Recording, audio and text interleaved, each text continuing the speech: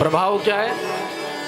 कुछ लोग कहते हैं ना मिलेगा क्या पूजा करने, तो बोले भगवान सच्चिद आनंद घन है, विश्व की उत्पत्ति पालन संग्रहण भी कर रहे हैं, अच्छी बात है, तो होगा क्या भगवान की शरण में जाने से? बोले 3 प्रकार के ताप नष्ट हो जाएंगे। तापत्रय विनाशाय श्री कृष्णाय वयम् नमः। एक बार भी जिसने श्री कृष्ण को प्रणाम कर लिया तो 3 प्रकार के ताप दूर हो जाते हैं। कौन से 3 प्रकार के ताप?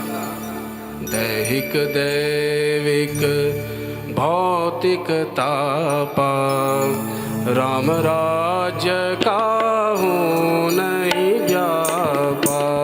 दैहिक दैविक भौतिक तापा, राम राज्य काहू नहीं व्यापा। राम राज्य में 3 प्रकार के ताप नहीं थे, ऐसे श्री कृष्ण की चरण शरण ग्रहण करने से 3 प्रकार के ताप नष्ट हो जाते हैं। ये 3 प्रकार के ताप क्या हैं? बोले पहला दैहिक ताप, देहजन्य ताप, मलेरिया हो गया, डेंगू हो गया, बुखार चढ़ गया, चिकनगुनिया हो गया। आज तो महाराज भोजन के साथ बीमारियां फ्री में मिल रही हैं। तो दैहिक ताप, ये सब दैहिक ताप। श्री कृष्ण की चरण शरण ग्रहण करने से दैहिक ताप नहीं सताता।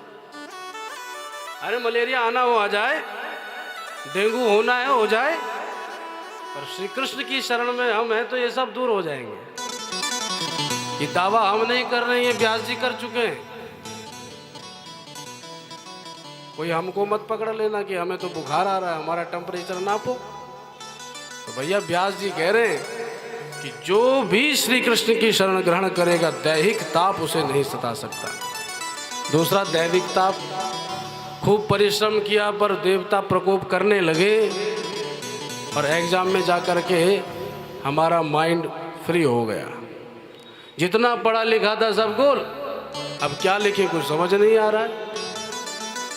अथवा किसान ने फसल बोई, खूब खाद डाली, उर्वरक तत्व डाले, पर ऐन वक्त पर इंद्र ने ऐसे ओले बरसाए, सबरी फसल चौपट है गई।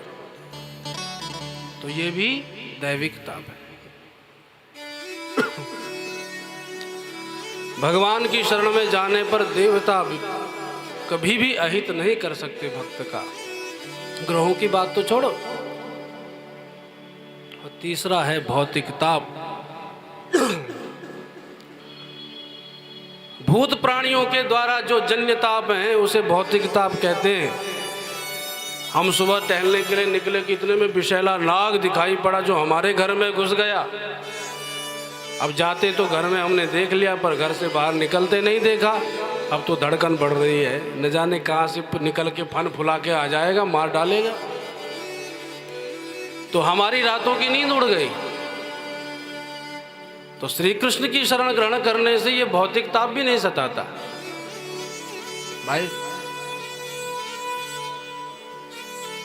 अरक्षितम तिष्ठति देव रक्षितम, सुरक्षितम देव हतम विनश्यति। अरे जिसका कोई रक्षक नहीं, अगर परमात्मा रक्षक है तो कुछ बिगड़ने वाला नहीं। और परमात्मा तुम्हारे विरोध में खड़े हैं तो भले ही अन्य की शरण ग्रहण करो, पर तुम्हें कोई सुरक्षित रखने वाला नहीं है। इसलिए सावधान, भगवान की शरण ग्रहण करो। आजकल लोग खूब महाराज मजारों पर जा जा करके जो पहले ही प्रेत बने पड़े उनको पूज रहे। अरे जो खुद मरा पड़ा है वो तुम्हें क्या तारेगा। भगवान श्री कृष्ण के लिए भी लोग कहते हैं कि वो उन्होंने भी देह त्याग दिया। अरे भागवत जी तो नहीं कहती, भागवत जी तो कहती है कि श्री कृष्ण अपने देह सहित अपने स्वधाम गए थे। तो कहने का अभिप्राय यह है कि अगर हम मृत की शरण में जाते हैं तो हम भी मृत ही होंगे, और अमृत की शरण में जाएंगे तो हम भी अमृत होंगे। भगवान का एक नाम है अमृत। अमृतांशुधभवो भानु शशबिंदु सुरेश्वर। इसलिए अमृत की शरण में जाने से तुम मरोगे नहीं, अर्थात तुम्हें अपने आत्मस्वरूप का बोध होगा, तो मरने पर भी तुम नहीं मरोगे। जिसकी यश और कीर्ति संसार में जीवित है वो मरता कहाँ? मरते तो वो है जिनके जाने के बाद लोग कहते हैं अच्छा हुआ प्रभु ने कृपा करी, एक दुष्ट कम हो गया। तो इसीलिए अमृत की शरण में जाओ, उन नारायण की शरण में जाओ, तभी कल्याण होगा। प्रायः वनांचलों में देखा जाता है बाघ, आजकल तो उत्तराखंड में जगुआर, गुलदार ने बड़ा आतंक मचाया। 3-4 महीनों से न्यूज में खबरें आ रही हैं, उत्तराखंड में गुलदार, ये भी बाघ प्रजाति का ही है, तेंदुए जैसा। कभी बच्चे को उठा के खा गया, कभी एक बुढ़िया मैया को उठा के ले गया, बड़ा आतंक है। तो ये भी भूत प्राणियों के द्वारा प्रदत्त दुख है, पर परमात्मा की जो सच्ची शरण ग्रहण करते हैं उनका न गुलदार बिगाड़ पाता है कुछ, न जगुआर। ये प्रभु की कृपा है। तो भौतिक ताप नहीं होते। साधारण भाषा में हम निकलते हैं, कभी रिक्शे वाले से कहा सुनी हो गई या कभी किसी से हो गई, उसने दुश्मनी मोल ले ली। कभी मिलेगा अकेला तो देख लूंगा इसे,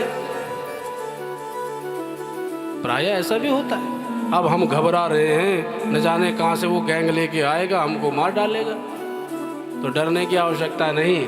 अगर श्री कृष्ण को तुमने अपना सच्चा सुहृद माना है तो वो तुम्हारा कभी कुछ बिगाड़ नहीं पाएगा। तीनों प्रकार के ताप भगवान दूर करते हैं। ऐसे श्री कृष्ण के चरणों में हम बारंबार प्रणाम करते हैं। बोलो राधा कृष्ण भगवान की जय।